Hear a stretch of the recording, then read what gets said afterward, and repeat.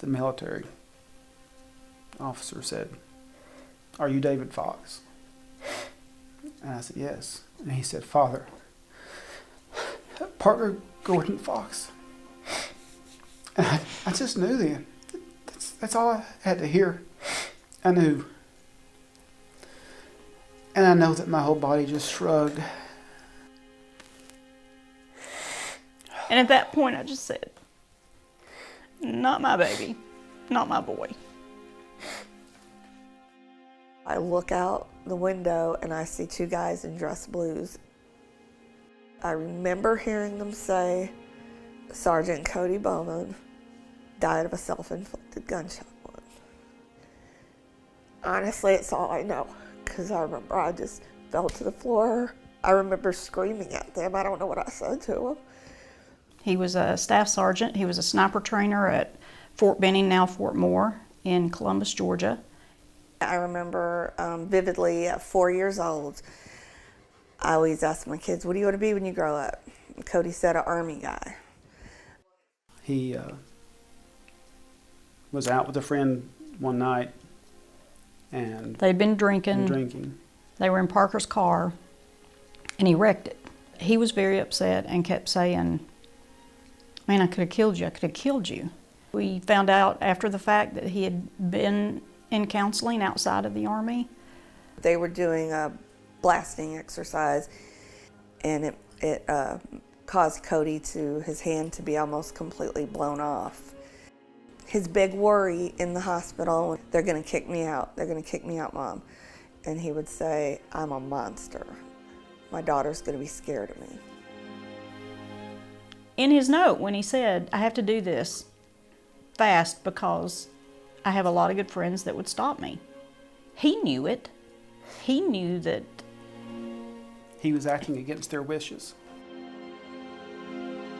So Saturday and Sunday, some high school buddies went down and they went hunting, fishing, had a great time.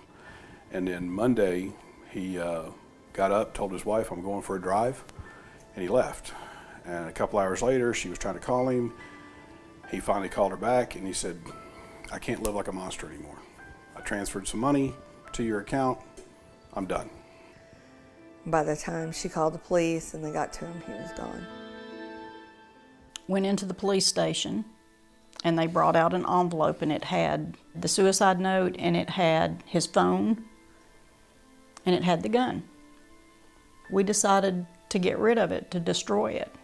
And you took a sledgehammer to it? I took a sledgehammer to it. I hated that gun.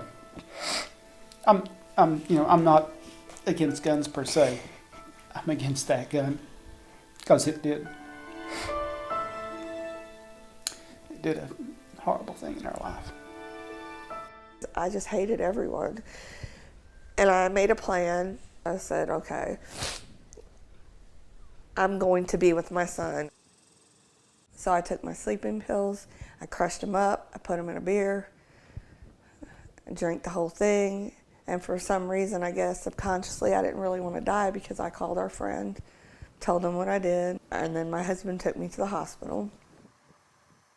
If we could ever achieve a better culture, and not just military, but public culture as well, that if someone is seeking help for mental issues or suspects that they have mental issues, that it's okay to have some sort of a safety check. Hey, do you have guns? Hey, dude. Let's lock them up for a while. I'm going through a rough time with in my life right now. I want to keep them with my brother. That's my brother to be my keeper. He actually wanted to come home one day. He was supposed to come home on leave. Wound up having to stay because one of his guys actually attempted suicide. And Cody sat vigil by his bedside for 2 days.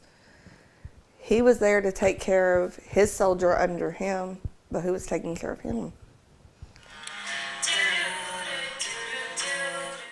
If he had not had a gun in that moment, he would still be here.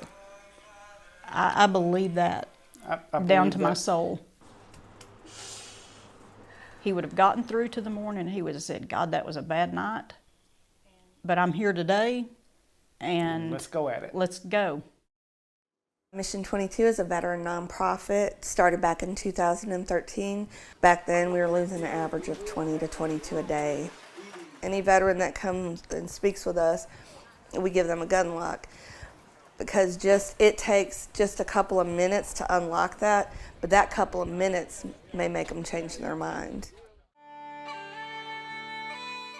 The IGY 6 is I got your six. It's a military term that means I got your back. We're always going to keep your name alive, and you're going to help others. Your story is helping others already. You can't just take guns away from people and think that solves the problem. It's more about education. I think there's a lot more the military could do.